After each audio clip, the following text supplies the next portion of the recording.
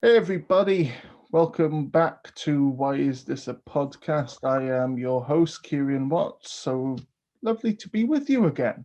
It's 2021, and that's a phrase I didn't want to say in the same tone as I said it's 2020. It's a fun time to be alive. It is actually.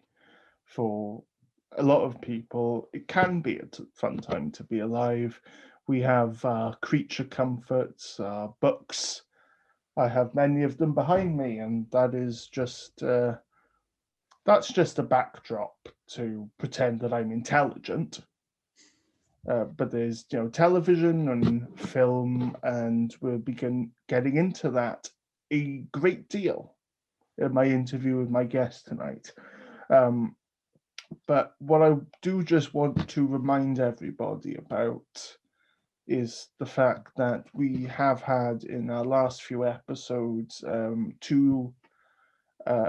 three amazing people on to talk about charities that they're either involved with or um, fundraising for. The first is the wonderful Mr. Christopher Miles, um, who did a Twitch live stream for 12 hours.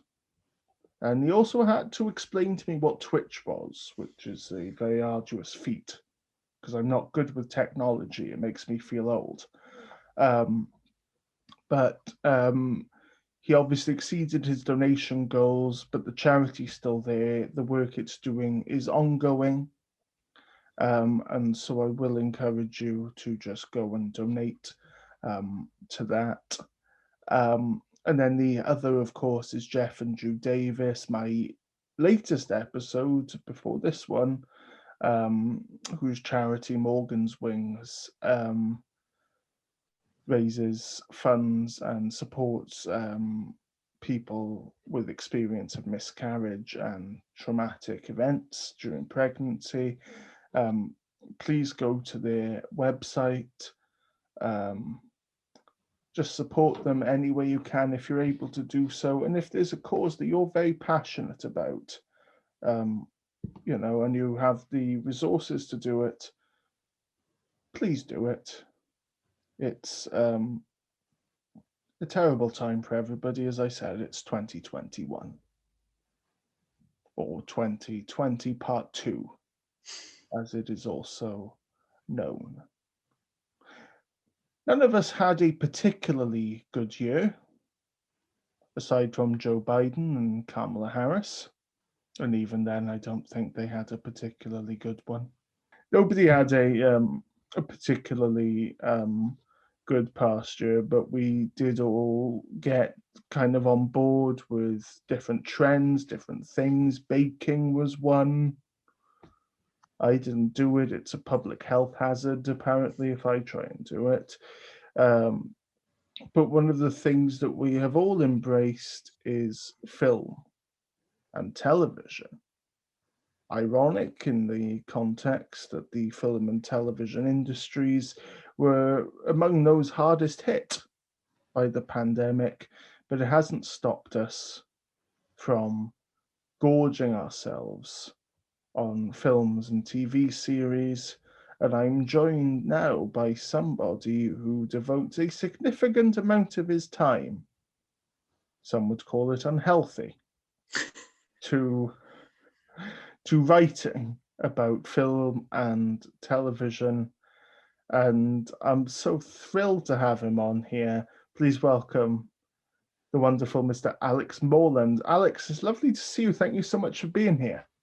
Thank you. I'm thrilled to be here as well. It's very kind of you to invite me. Yeah, well, Lady Gaga still doesn't return my calls.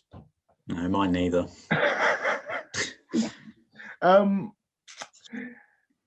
How are you? How has lockdown been for you? How has your experience of COVID-19 been? I'm okay. I'm well. I haven't caught anything yet, thankfully. How have you been? Pretty much the same. I mean, you and I both. Obviously, this is my video interview series. Mm. You and I both write, and writing is very interesting during COVID-19 in terms of finding inspiration and things. Mm. I don't write about film and TV. I write about health. Yeah. And so people say, "Oh, what are you writing about at the moment?" I say, "I write about health. What do you think I'm writing about?" Yeah. Uh, Must be an interesting time for it. yeah, we'll say interesting. Yeah, Um, interesting. but no, no, I'm fine. No, to the best of my knowledge, never contracted COVID-19 and don't have it. So it's just, yeah, I'm privileged in the sense I can do this podcast series, this show with lovely people like you, and but I still have a job. And you're obviously doing a lot of writing yourself. Yeah, in sort of stopping and starting a bit, because I mean, like you're saying, it's an odd sort of time for it, I suppose, in that it's been a long time since I've had this amount of sort of free time almost to kind of be doing writing and so on, but they're strange circumstances to try and, I suppose, be creative, as it were. So yeah, there's lots of stopping and starting, I suppose, but yeah, I'm I keeping think busy-ish. because I think to a certain point it gives you more time to think Mm. outside of like your the routine that we would have had in what I refer to as the before times. The Uh, olden days. like there's more time to sort of think like normally you'd finish your job in an office or um, in a restaurant or somewhere, and you say, right, I'm off to the pub now, but you can't do that, so you finish your job. For those of us lucky enough to work from home, Mm. and you're like, what do I do now? So I suppose there's more room for creativity. As I mentioned, you write about film and TV Yeah. a lot. I love your blog. Thank you. That's very kind. No, because it's what I say to people when I have them on. As I said, Mm. my favorite thing about this is that I have to sort of do the introduction and things, pretending that I didn't speak for several minutes before. Yeah. So I didn't tell you that when I spoke to you before, Awesome. but Yeah. I love your blog. It's wonderful. Well, thank you. And I'd strongly encourage people watching to go and read it and read it. I will leave a link to it in the description. Why film and TV? What got you into writing about films and television? It. I mean, it started as a sort of as a hobby essentially. It was just kind of a blog that I had that I'd update every so often, because I spent, as you said, an unhealthy amount of time thinking about film and television. That was absolutely dead on there. But yeah, eventually someone sort of got in touch and said, look, we like this, we'd be interested in publishing you at our website, and we'd even be interested in paying you, which I was very interested in receiving. And yeah, so it's just kind of gone from there, and it has gradually become something I can technically sort of maybe almost call a profession. Yeah, that's the story of the last few years of my life.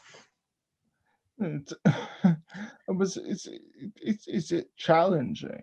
Would you say for You know, like to write because what I notice about films and TV and especially when it's film and television shows that we love.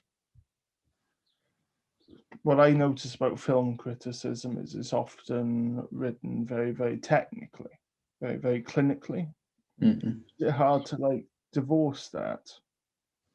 Right. Or is that just not your approach? I sometimes think that I should try and be more sort of technical in how I write, more kind of I don't really have much of any of a kind of film studies background sort of thing. So I do often think that I am probably neglecting an entire sort of area of writing that I should be kind of focusing on more, that kind of the technical aspects in terms of sort of having a kind of proper kind of vocabulary and context to examine, you know, sort of cinematography, directing, etc. My writing is probably a little bit more thematic, I suppose. I don't know, is that kind of what you were thinking, or? I mean, I think it reflects the experience of most people watching watching a film or an episode of television. Most people don't think about it that way. You know, that's you know, I think that's where people get bloody pissed off with critics. Yeah. It's like, we're talking about the aspect ratio. I don't know what the aspect ratio is, but you know, but I mean, I get that. I mean, as I said, I love your blog, I love your writing, I love the approach. What I love also are your interviews. And you've interviewed many prominent people, and I'm very, very jealous of you. It's strange for me to be on this side of it. I suppose here I'm just looking for pointers. What's your approach to interviewing people? How would you change the question that you ask an actor versus how would you ask a writer or somebody? Like Okay. how do you like form the question, effectively form the interview around the subject? What's Okay. your approach there? I mean, so there is obviously always a lot of overlap because you know they're both Especially in, working in kind of creative fields. They're both working on similar projects, yeah. film, television, etc. I find that actors, I mean, well, I suppose actually it's the same thing again. I was going to say that with the actors, I tend to ask them more sort of kind of questions about their process, questions about how they approach things. And with a writer or a director, I'd ask more sort of questions that are more about kind of the themes of the project as a whole, because I think I suppose that's across the time I've been doing it, that's just the sense of what I've got is more productive in terms of what to ask them. But I think usually more of a divide, I guess, comes in less kind of actors, writers, whatever their respective profession, and more whether you can kind of get a sense if whether they're a more sort of instinctive kind of performer, creative, whatever, or if they put a lot of kind of planning and preparation and so on into it. And that's the kind of thing that tends to sort of reveal itself across a conversation, but also that you can't necessarily prepare for. It's not really obvious going in. And so sometimes I'll have to sort of adjust as I'm talking to them. Is this someone who thinks of their work in this way or who thinks of their work in that way? And kind of go from there to varying degrees of success on my part. It's obviously because a lot of the time until you get on to a call like this, So obviously, like, this is a video interview, so these are my questions, those are your words. That's what people see. Mm. But a lot of the time, you don't know how people are going to respond. You don't know what they're going to. You don't get a feel of an interviewee Yeah.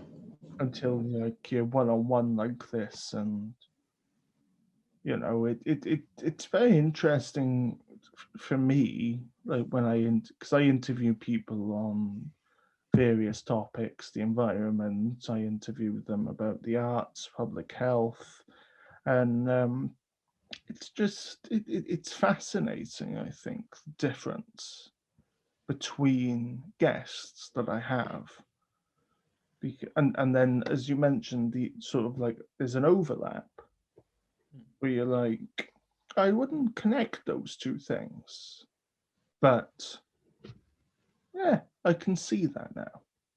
So I get where you're coming from there, and I hope it's not too uncomfortable for you being on the other side.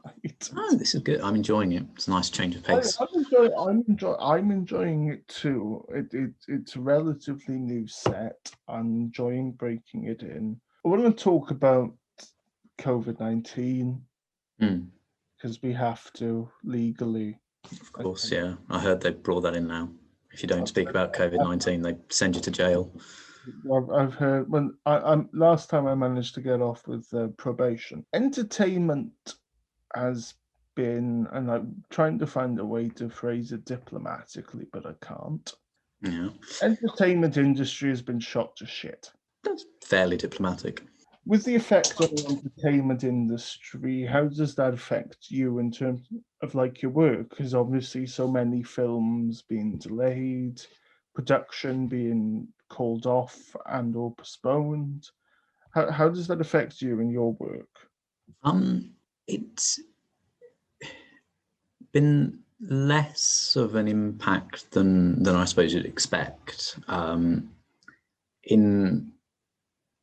mean, in terms of sort of interviewing, primarily, because I suppose technically that's my main sort of professional area, niche, whatever. It's in some ways there have been kind of useful, I'm hesitant to say, but like people have been more accessible in terms, because I'm usually only ever talking to people on the phone anyway, so it's been easier to kind of reach people, get a hold of them. Sort of, I suppose, kind of more kind of famous people than I would have otherwise. Equally, yeah, like you're saying, things are getting pushed back all over the place. This morning, I've been arranging some interviews next week for a film that's coming out in March that was originally coming out in January, and I've been trying to arrange this since November, I think, mid-November. So yeah, there's a lot of kind of back and forth like that as release schedules change. So yeah, I mean, it's been a little bit difficult to kind of keep on top of things in that sense, but and there's no sort of junket interviews. So occasionally I'd kind of go into London, into a hotel, and sort of sit across from someone and interview them that way. They don't do those anymore, and I suspect it'll be a good few years before they do that sort of thing again, because no one wants to risk me giving the coronavirus to their very expensive Hollywood A-lister. Somebody who I interviewed from my community, and we were talking about the hospitality industry and and other things. He's also a massive Doctor Who fan, by the way. Very good. But he and I said I would have loved to have recorded this interview actually in the pub work, like spaced apart, and obviously we couldn't do it. So that just came to my head. I want to just ask, because I write, you write. I've sometimes struggled with writing during pandemic lockdown. I've sometimes struggled with it. Yeah. Has the pandemic changed your approach to writing? Sort of, although not necessarily in ways that I think have kind of manifested particularly. But I think I've kind of been thinking a bit more about kind of the utility, the usefulness of it all, whether it's necessarily kind of contributing anything, as it were, and if there is a way in which it can start to potentially. Haven't really reached any sort of answer about that. It's just a kind of an ongoing thought process, concern, which, yeah, still ticking over. Otherwise, I mean, it's like we were saying a moment ago that I've kind of got a lot more sort of time and space and scope to write almost, but obviously the conditions of being in a lockdown, in a pandemic, it's not the same as having a week off or something. It's free time, but it's not free time strictly speaking. So yeah, I mean, that obviously has an effect, even if it's not necessarily a conscious one, I suppose, as it were. Yeah, I dislike it when people sort of say, "Well, you're working from home. You've got a multi-week, you've got a several months worth of holiday now." But no, I don't. I have to work still. I'm still working. I'm still recording. I'm still writing. I'm still doing things. It's the circumstances. So I get what you mean there. I mean, in terms of my approach to writing, I'm like just struggling because if I'm writing about health, I'm generally writing just about COVID-19. And then you're like, that's all I see on Facebook, for God's sake. Do I have to still? But then I think it's important. It's important. So, to write about various issues about COVID, because sometimes it's like writing about long COVID, sometimes it's COVID's like the multiplier effect of COVID. So, I'm there like, actually, yeah, it's a good thing. I think in terms of my writing, it's about purpose. Yeah. What am I writing about? Why am I writing about it? And then I think it becomes a bit easier. But I find myself when I am writing pieces, whatever it's about, I'm like, it gives me more of a sense of direction, gives me more of a sense of where I'm going with it. So I get where you're coming from. I think we can suspend the heavy things and get into the more fun things. Okie doke. Sounds good. Okay. Lightning round. Lightning round. Ish a lightning round. Yeah.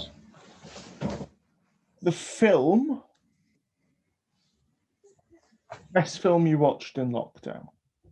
Best film I watched in lockdown.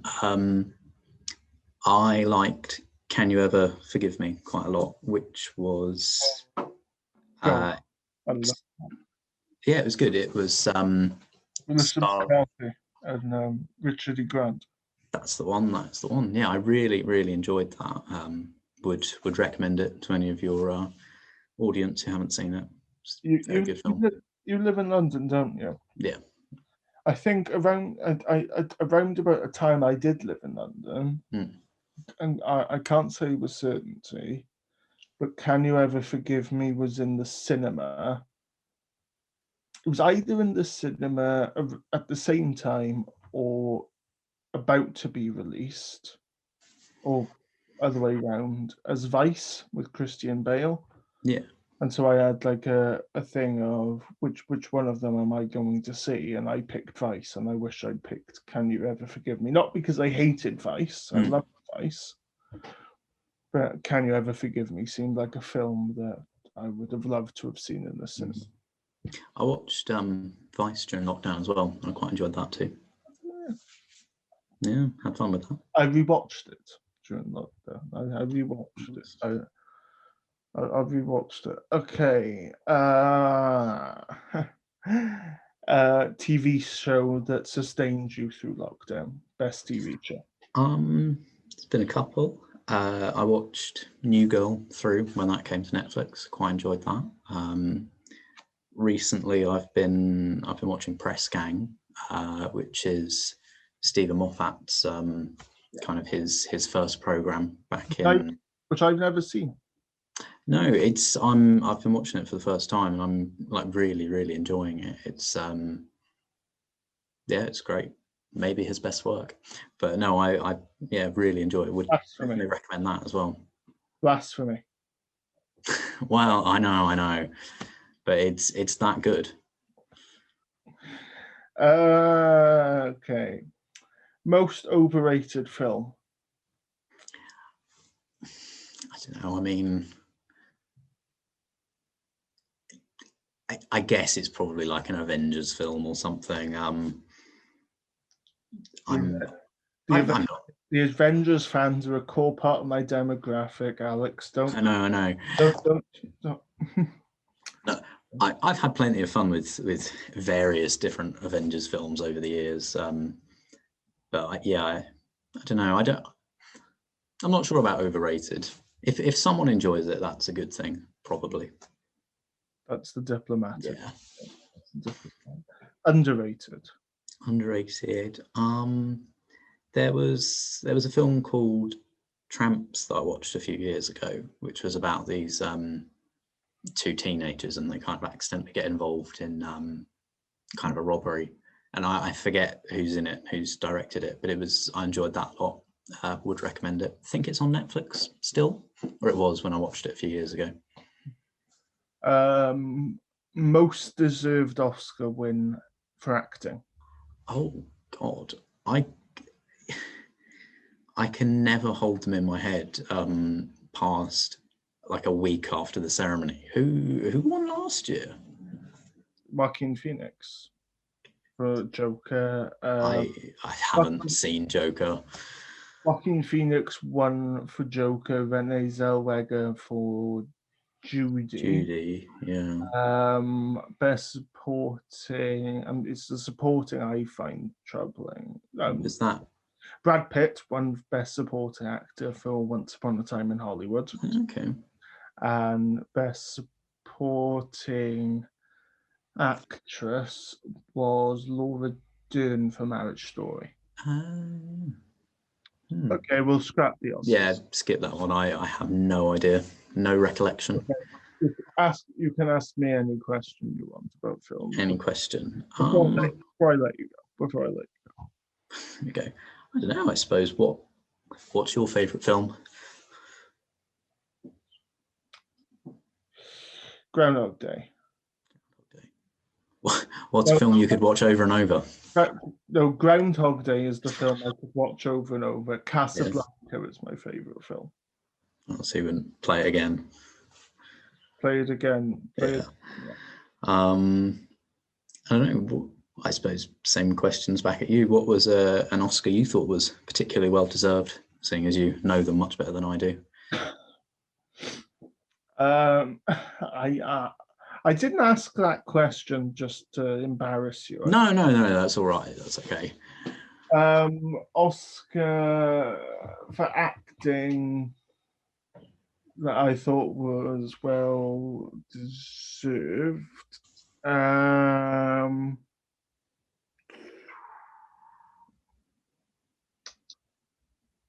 Oh shit, now I regret asking you those. No, the problem I've got, Alex, is I could only think of people who didn't win Oscars who should have. For certain Well, there we people. go. Who most should have won an Oscar? Who should have? Well, Al Pacino for The Godfather Part 2. For men. Denzel Washington for Malcolm X. For best deserving, I've got two who are women. Yeah. Helen Mirren for The Queen. Thought that was a fantastic performance. And best supporting actress, Monique for Precious. Good choices. Men, yeah. I regret doing this, right? Have you got any kind of strong feelings on this year's Oscar race? Well, I thought The Five Bloods was massively cheated at the Golden Globes. Yeah, that surprised me. Chad. And Viola Davis for Fences. Oh yeah. So that was a very, very well deserved one. The Five Bloods very, very much surprised me at the Golden Globes this year. I think Anthony Hopkins has a very, very good chance for the father. For the father, Chadwick Boseman, I think, is his closest competition for Marini's Black Bottom. Best act. I mean, to be honest, because of the whole impact of the pandemic, it's more difficult to size them up. Gary Oldman's got a good shot as well for Mank, which I didn't like. So, but anyway, it's. I don't like award shows. Yeah, I think they're. I thought fun in the minute, but I get it. I tend to have a lot of fun sort of watching along as it goes, but yeah, the morning after I've just trying to predict them. Yeah. Trying to predict them, and the way I phrase it to people is, it's a good thing to lose money on. Yeah, as I have done in the past 2 years. I'm not a betting man. I'm not a betting man. I've placed very, very few bets in my life. Emma Thompson deserves far more Oscars than she's received. For anything in particular, or just as a general? Just a general blanket thing. But because I love the woman. Because fair enough. But Jared Leto shouldn't have won for Dallas Buyers Club. I'll say that one, and then there we go. McConaughey deserved it, but Jared Leto didn't. Although even that year, McConaughey should have lost to Chiwetel Ejiofor for 12 Years a Slave, I thought. I didn't realise that was the same year. It's like I said, I just don't ever retain it. I've got a memory which doesn't allow me to remember where my keys are or my wallet is, but I can remember who was nominated for the Oscars in 2014. Well, it's a skill. But it's a useless one unless you bet. Doesn't help you get into the house. Alex, it's lovely to meet you. Yes, you too. This has been fun. Thank you so much for being here. That's all right. I'm glad we could organise something in the end. Yeah, exactly. For those of you wondering, we've been back and forth for a while. I think it was late last year we were. Or like very early January, something like that. Yeah, or early January that we were discussing attending, like doing an interview, and then both of us then became busy inexplicably. But I'm really glad that we managed to do it. So thanks again. You're very welcome. Thank you for having me. You can find out more about Alex at alexmoreland.co.uk. You can find out more about Alex and read his writing at alexmoreland.co.uk. Alex Moreland, everybody. Thank you. Join us next time where I'll be speaking to Dr. Samia from the wonderful country of Pakistan. Join us, won't you?